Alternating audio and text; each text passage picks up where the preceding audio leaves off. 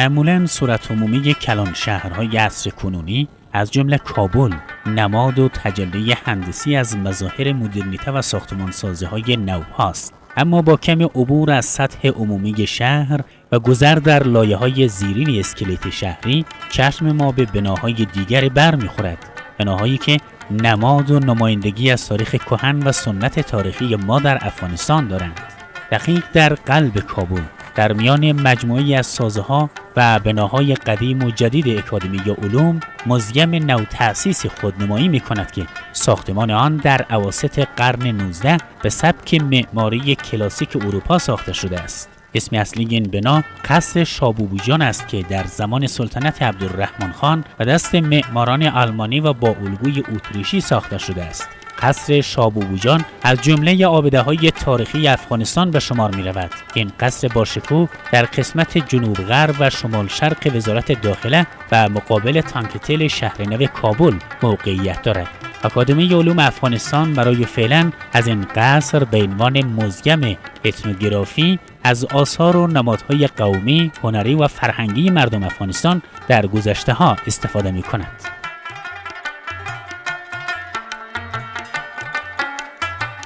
قبلا این موزیم اتنوگرافی که فعلا در این تعمیر که زیر عنوان قصر شابوبوجان معروف است، در واقع امی تعمیر است که در گذشته ها در زمان امیر عبدالرحمن خان با وسیله یک نفر اتریشی که شناخت هم به او داشتند از لحاظ مسائل خانوادگی، این طرح را برای امیر عبدالرحمن خان، این دانشمند یا بگیم مهندس انجینیر اتریشی ارائه میکنه، ولی چون زمینه برای ساخت عمومی یا برای تکمیل این طرح وجود نداشت، در زمانی که آلمان ها در رابطشان با افغانستان و در منطقه تأمین شد، نقشه اتریشی را با یک بازسازی مشخص و خاص تغییر داد و این تعمیر زیر عنوان قصر شابوبوجان اعمار کرد.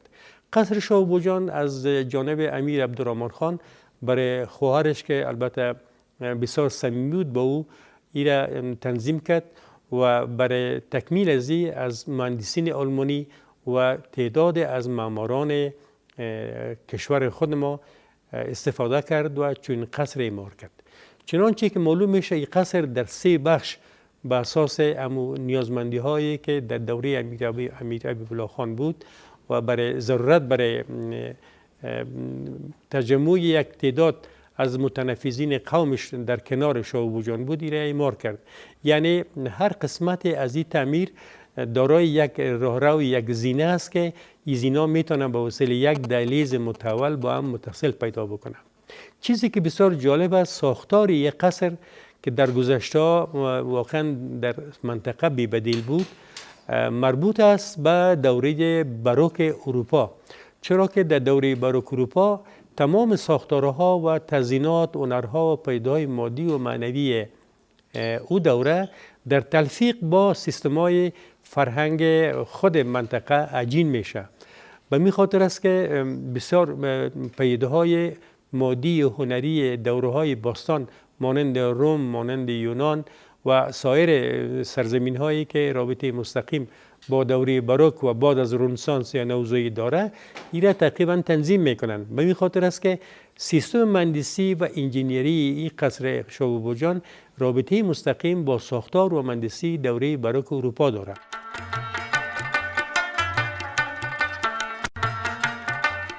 فیلسوفان، دانشمندان، باستانشناسان و هنرمندان را عقیده بر این است که تاریخ و فرآورده‌های تاریخی هر کشوری در قالب معماری، مجسمه‌ها، نمادها و آبدات تجسم زنده از سبک زندگی و فرهنگ گذشتگان آن کشور است. علاوه بر این، نمادها و نشانه‌ها و تاریخ شفاهی و تجسمی هر فرهنگ و تمدنی خود یکی از منابع مهم و موثق شناخت فرهنگ و سبک زندگی گذشتگان نیز به شمار می‌رود. قصر شابوبوجان که فعلا در زیر مجموعه اکادمی علوم افغانستان در هیئت موزیم تحقیقی اتنوگرافی فعالیت می‌کند، یکی از غنی‌ترین موزیم فرهنگی و هنری است که از آن پژوهشگران تغذیه می‌کنند. این قصر که روزگار محل آمده شد نجیب زادگان دربار عبدالرحمن خان و خانواده شاهی بود، در سازه دو طبقه‌ای و به صورت ممتد و متوالی ساخته شده است. ما در دوره باروک اروپا همانطور که گفتیم بسیار تغییرات در سیستم هنری دوره کلاسیک اروپا به وجود میاد. یعنی هرگاه اگر ما از یک سرستون دوره دوریک و یونیک یونان صحبت بکنیم، در دوره باروک امی سیستم هنری ساخت سرستون‌های دوره دوریک بسیار تغییر میکنه.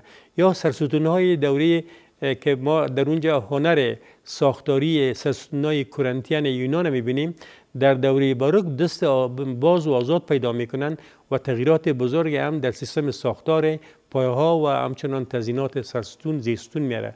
در قصر شاهبوجان هم یک نوع تغییراتی که ارتباط مستقیم با ساخت دوره باروک میگیره دیده میشه. مثلا شما هرگاه از سمت جنوب قصر شاهبوجان ببینین، پایه‌های وجود داره که بسیار شبیه است با اون پایه‌ای که بازسازی شده در دوره باروک می باشه. مثلا در ساختمان‌های دوره باروک معمولا در دو طرف قصرها معمولا دو برنده است که میتونه امی دو برنده دو ساحه با هم متصل بسازه.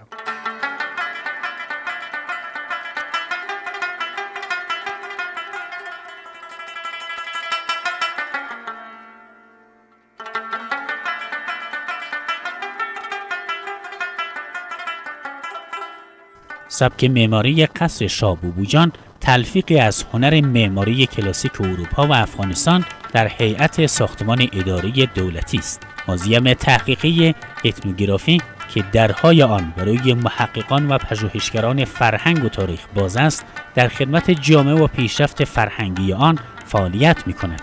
هدف این موزیم نوتأسیس پژوهش در آثار و شواهد بجای مانده انسان و محیط زیست او، گردآوری آثار، حفظ و بهره‌وری معنوی به ایجاد ارتباط بین این آثار و عصر کنونی و بهره‌مندی معنوی از آن است. قبل از اینکه من در مورد ساختار موزیم اتنوگرافی اکادمی افغانستان مطالب را ارائه بکنم، به یقین که نزد بعضی از بینندگان محترم ما سوال پیدا میشه که واژه اتنوگرافی یعنی چی است؟ چون موزیم اتنوگرافی است، امروز ضرورت است که نسل جوان ما با این ویژه و با این کلمه آشنایی حاصل بکنن. شما میفهمین که اتنوگرافی به مفهوم نگارش اقوام است. یک اصطلاحاً به نام نگارش اقوام از نظر معنی تحت لفظی مفهوم است، ولی از جانب دیگه جایگاهی است که در او تمام مواد مادی که تراوش اندیشه های بی بدیل باشندگان سرزمین ما هست و در موزیم تبلور پیدا کرده و شرح میده از بازمانده های مادی و ابتکارات خلاق مردم ما را، این به نام اتنوگرافی میگن. از لحاظ مسائل علمی اتنوگرافی زیر عنوان فرهنگ شناسی به وجود آمده. به این خاطر است که بیشتر اتنوگرافی میتونه در اعصار و دوره هم اطلاق شود و بعضا به صورت مشخص او آثاری که حداقل بین 100 الی 300 سال پیش از امروز در به وجود آمده باشه، موزیم اتنوگرافی بازسازی و ساخته شد و در هر قسمت از این تعمیر تعداد از آثار از زونای مختلف و از اقوام مختلف سراسر کشور، از باشندگان مختلف سراسر کشور در اینجا تجمع پیدا کرد. اکادمی افغانستان کوشش کرد که ما در زمینه‌های مختلف فرهنگ شناسی مردم افغانستان مبادرت ورزه. به طور مثال ما چگونه توانستیم بفهمیم که یک باشنده کشور ما با کدام آثار مادی، با کدام مواد مادی که مسائل روزمره و زندگیش را در بر میگیره سر و کار داشته. به طور مثال چگونه زندگی میکرده، چگونه زیست میکرده، با کدام وسایل ارتباط داشته. یه دلایل عدیدی که این آثار به وجود آمده، از کدام مواد ساخته میشد و کسانی که دست‌اندرکار این مواد مادی آثار اتنوگرافی بودن کیها بودن و روی کدام اهداف مشخص در زمینه ساخت آثار اتنوگرافی مبادرت ورزیدند.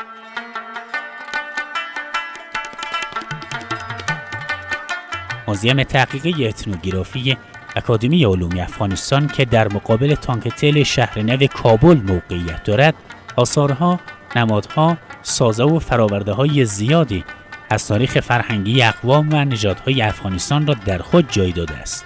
این موزیم که یکی از گنجینه‌های بی‌بدیل از آثار هنری و صنایع مستظرفه در قالب لباس، ظروف، سفال، چوبکاری و معرق است، معرف اقوام مختلف افغانستان از نظر فرهنگی در گذر تاریخ چند صد ساله می باشد.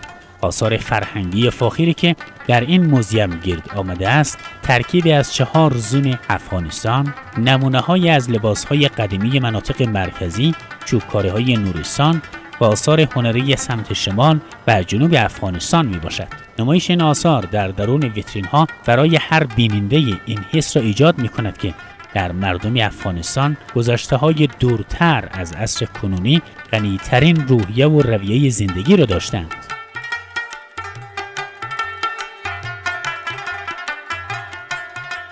خلق این آثار هنری نمادی از زندگی مردان و زنان زنده دل هستند که هر لحظه از زندگیشان را با زیبایی، هنر و شرافت و نجابت سپری کردند. خیال خلاق هنری این مردم نشان دهنده زندگی سراسر امنیت خاطر و غلیان عواطف و نوآوره‌های آنها را نشان می‌دهند. دیدن این آثار ما را به فقر هنری فرهنگی اکنونمان آگاه می‌کند و علاوه بر آن حکایتگر نوع دلمردگی ما انسان‌های امروزی را نشان می‌دهد.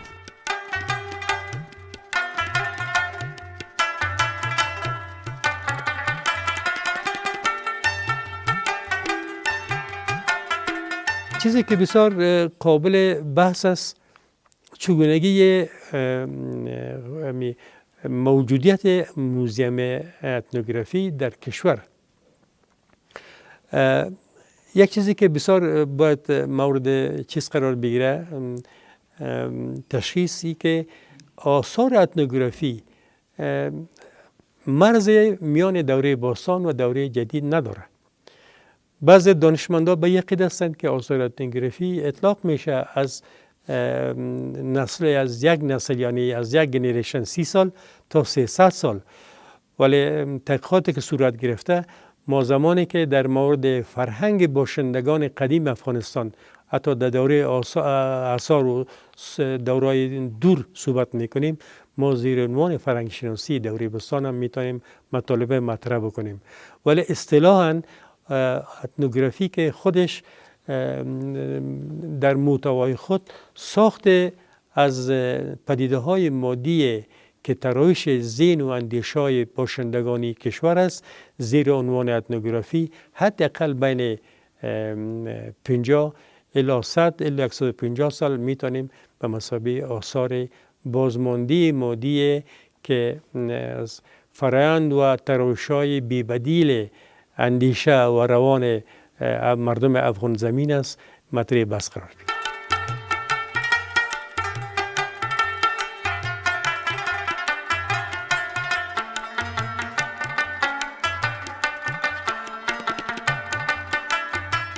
تحقیقات در موزیم تحقیقاتی اتنوگرافی اکادمی علوم افغانستان پرده از چهره‌های تاریخی برمی‌دارد که خالقان و ابداعگران این آثار انس و همدلی حیرت آمیز با طبیعت و مشیت‌های آن داشتند.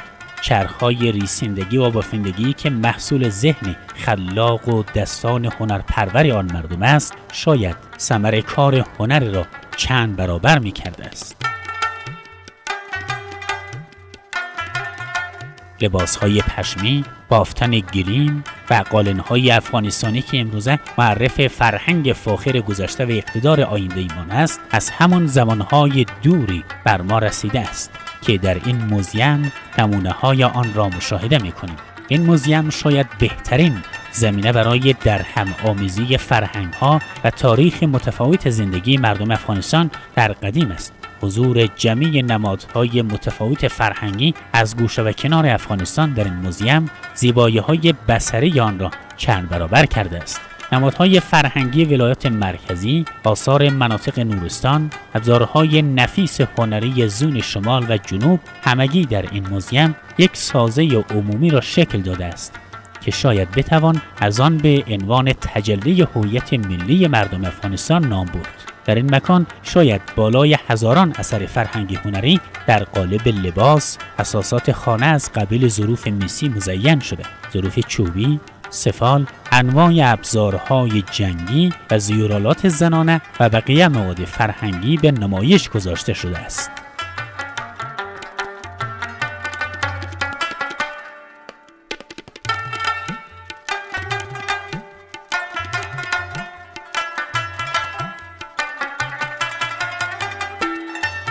در کنار مسائلی که گفتیم خرگاه و غیجدی و خیمه هست، اشیای دیگه مادی را خب بخمنظور تبلور سابق تاریخی و طرز و شیوه هنری مردمان مختلف افغانستان در اکادمی علوم افغانستان، در موزیم اکادمی علوم افغانستان ترجمه کرده که البته ما این از لحاظ شیوه هنری، از لحاظ استایل و از لحاظ مواد با دورهای مختلف و با نظر داشته تحت تاثیر بودن آثار گذشته در افغانستان مورد مطالعه قرار میدیم. به طور مثال ما همانطور که گفتیم غیر از ساختار که دو البته موضوع خرگاه مطرح شد، ما ساختارهای دیگه از تزیینات مادی فلزی داریم. به طور مثال یک ترکمن، یک ازبک ما از کدام نوع یک اثر تزیینی به نام زیور استفاده میکردن. در این زیورها معمولا از نقره که در بین مردم شمال به نام سیلور معروف هست عقیق استفاده میکردن، به نام پیشسینه‌ای، به نام سرشانه‌ای، به نام ماتیکه و همچنان حمیل به نام قنقراق، یعنی شکل بیضوی نقره‌ای داشته و این خاص از لحاظ مسائل فرهنگ‌شناسی مربوط به تبار ازبک و ترکمن ماست. باید من نظر گرفت که این موجودیت آثار زیوری مردم شمال افغانستان ناشی از مانده‌های آثار مادی زیوری اسلافش بوده. شما زمانی که آثار مکشوفی طلاتپه را میبینین یا آثار مکشوفی اوزه گندارا را میبینین، این خودش بسیار شباهت داره از لحاظ ساخت با آثار موجود امروز. آثاری که از طلاتپه پیدا شده من جمله یک نیکلوس یا به اصطلاح یک گردنبند طلایی که معمولا بسیار شبیه با ساخت قنقراق دوره ترکمن و ازبک داره. اما ببینین که امی ساختار و امی چگونگی تزیین آیسته آیسته از اسلاف خود به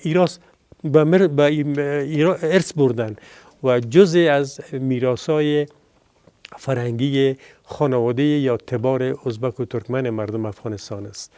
یا همچنان وقتی که زمان ما به طرف جنوب میاییم یا شمال غرب افغانستان میریم مطالعه میکنیم، آثار زیوری عیسی مجموعاً رابطه مستقیم با تاثیرات هنر گندارا داره که از هنر گندارا گرفته شده. به طور مثال شما زیوری که در تجسمات آثار هنری که از استوک و از برنز و از گلد ساخته شده و از اوزهای مختلف گندارا به دست آمده و در این تجسمات شما تزیینات زیوری را میبینیم که به شکل نمادیک در خود مجسمه ساخته شده و او از گل یا استوک است. اما زمانی که شما زیور موجودی را که مردم جنوب افغانستان از او استفاده میکنن، مردم مشرقی ننگرهار، مردم پکتیا، مثلا مردم زابل، قندهار، اینا امی طرز و شیوه و تاثیرات هنر قدیم زیوری گندارا برشان به شکل میراث باقی مانده که در بسیاری از ساختارها برای استفاده زیوری مخصوصا خانمات به کار برده میشد.